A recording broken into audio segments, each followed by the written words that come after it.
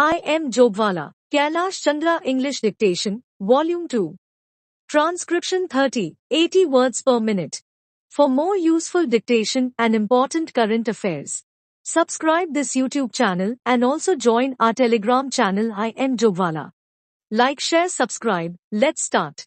May I, Madam, draw the attention of the Honorable Minister to an important committee set up by the Government of India in 1958 under the chairmanship of Mr. Nyogi, who was asked to inquire into the various problems of railway road coordination. Their preliminary report appeared some time ago and it was even circulated to all the state governments for their opinion. But to my regret, I have to say that the work of this committee has been very much hindered as a result of the indifference and, may I say, careless negligence on the part of the state governments as well as on the part of the ministry concerned in taking up this question and in pursuing it so that we may be able to have a clear and comprehensive picture of the transport situation in the country. Now, railway transport, like any other mode of transport, is suffering under a major handicap. The handicap being that we do not know, nor does the railway ministry know, what the exact quantum of transport requirement in the country is and what the rising demand is, which the railways are expected to cater to in future. Certain targets which have been worked out in the third plan have been given to us. In the second plan, we were given certain targets, but unfortunately, Madam, may I point out that all those targets were either gross underestimates or exaggerations.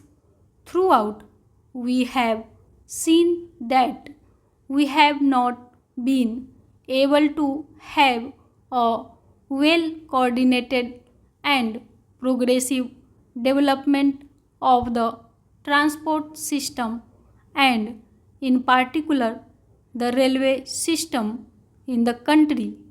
So anything we suggest today will have that kind of air of unreality. Without knowing fully or adequately what exactly the transport needs in the country are, we are not in a position to discuss or dilate upon the problems of the railways or the transport itself. Madam, last year when I was speaking on the budget, I pointed out that there had been planning of some sort, but within this planning, there had not been sufficient planning in the functioning of the administration. There has not been planning in carrying out the various phases of the program enunciated in the plan or in the budget. Frequently, we come across the statement by the Honorable Minister that the railways have not been able to fulfill certain things. I went through the pages of the budget papers and also the speech of the minister.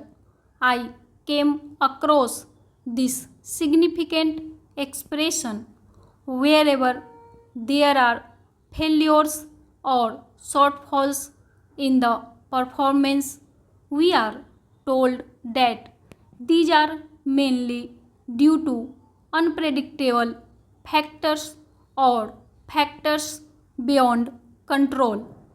I do not think that some of the factors which my honorable friend would like us to believe that they are unpredictable or uncontrollable cannot be anticipated.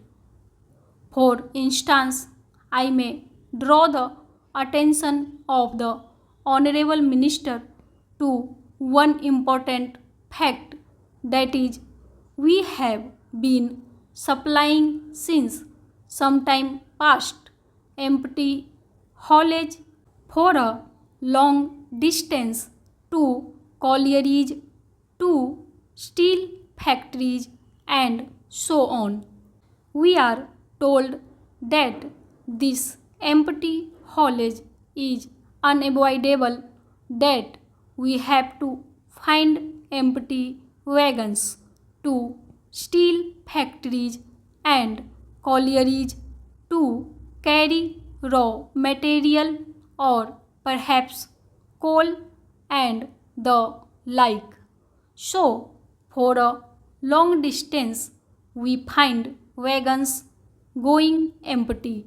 But if there had been a research cell, an organization in the ministry to find out ways and means of utilizing these wagons fruitfully by avoiding bottlenecks in between, we could have solved the transport difficulty to a certain extent.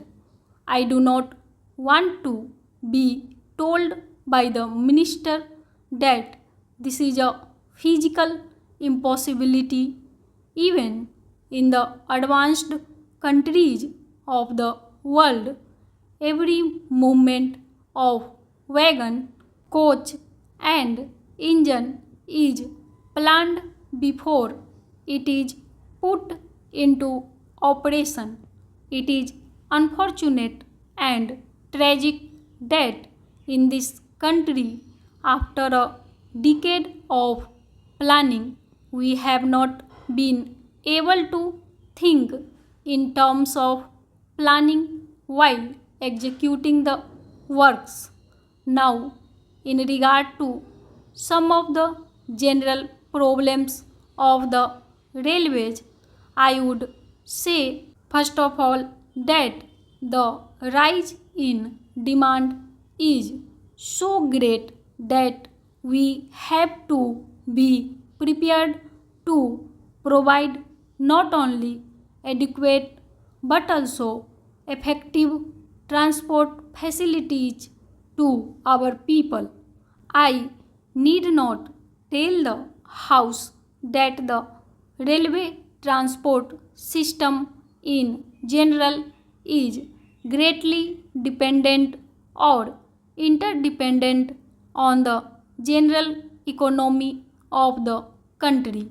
But during the last one decade, there has been one significant factor that has to be appreciated, that is, the demand for transport is increasing at a faster rate than the rise in the national income or the rise in production in any sector or in any industry.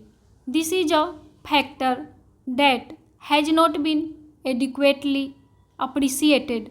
even if it has been adequately appreciated.